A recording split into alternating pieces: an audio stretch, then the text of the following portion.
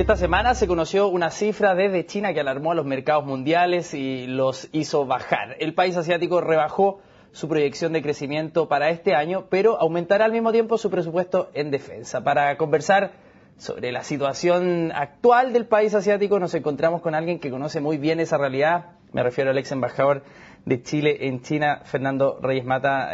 Señor Mata, muchas gracias por estar acá en CNN Chile. Muy agradado. Vamos. Mire, lo que pasa es que hay una cierta sensación de que China estornuda, más que una sensación, una realidad. China estornuda y el mundo obviamente se remece.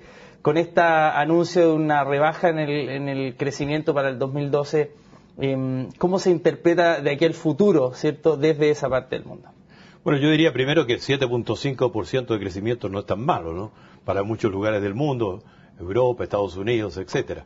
Pero claro, estamos tan acostumbrados a que durante 30 años el crecimiento promedio fue 10%, algunas veces 11,5%, en fin, las últimas cifras de los últimos años.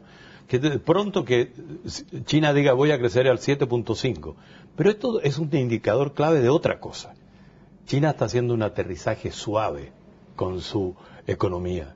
No va a ser un recorte, no va a ser una frenada mayor que tendría unos efectos en el mundo muy fuertes.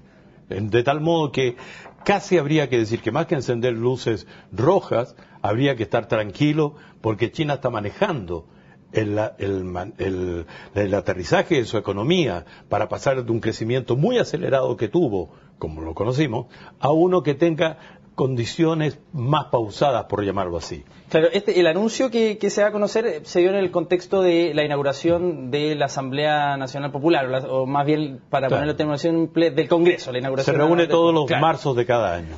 Y dentro de eso, y en el contexto es importante considerarlo, porque hay una sensación de que se transmitió también un cambio estructural en lo que iba a ser la economía china al decir que iba a estar centrada en la demanda interna y sale a relucir mucho esta figura de un consumidor que va a estar más empoderado. ¿Cómo se interpreta esto? ¿Se puede decir de que el modelo obviamente está girando también en términos políticos al decir, bueno, vamos a tener un consumidor más fuerte? ¿Hay alguna interpretación desde ese punto de vista? Yo diría que la opción tomada de que la economía, el desarrollo es chino más bien, no va a depender exclusivamente de la exportación, que seguirá existiendo, pero que ahora los ojos se dan vuelta hacia el mercado interno. Por lo demás, es la recomendación que el Banco Mundial les hacía en un reciente informe. CELIC publicó un par de artículos por ahí, hay un informe de China 2030 que acaba de publicar el Banco Mundial. O sea, todos dicen, mire, China tiene que volver su mirada. El tema es que China tiene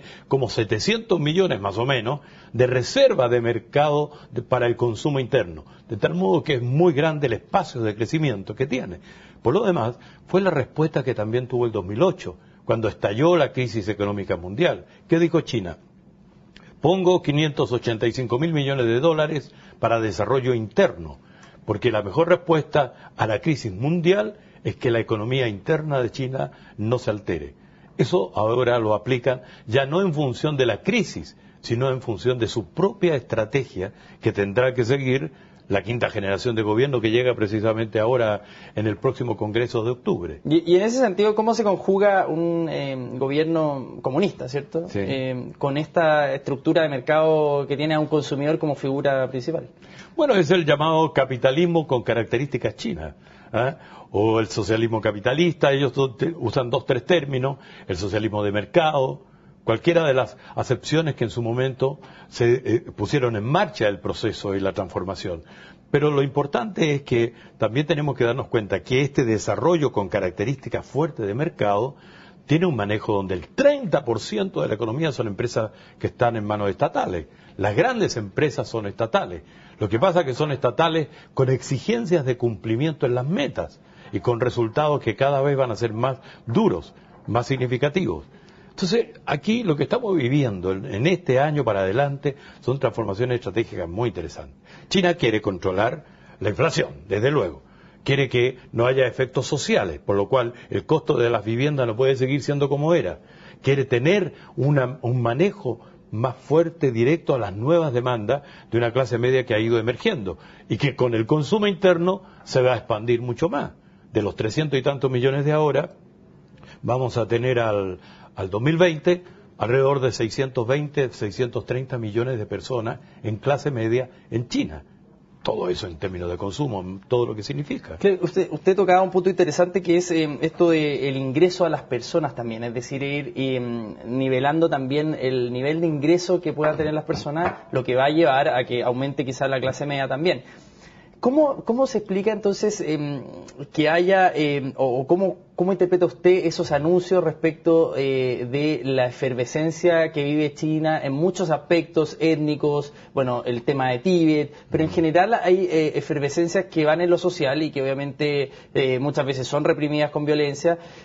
¿Cómo se conjuga esta emergencia de una clase media con este descontento social que está asociado a conflictos étnicos, sociales, etcétera, etcétera, etcétera? China es una sociedad en ebullición. El Partido Comunista, mi impresión es que lo que más le importa es que existan cauces para la ebullición.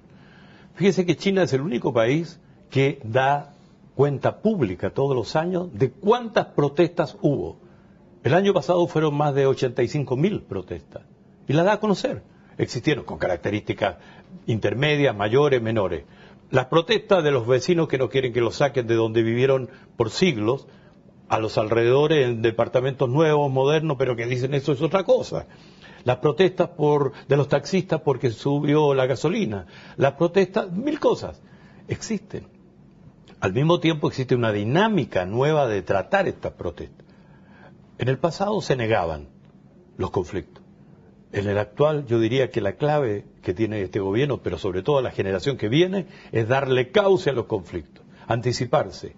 No están negando toda la ebullición que hay en las redes sociales de Internet, porque Internet tiene, son más de 500 millones de personas ligadas al Internet con los propios mecanismos internos en China.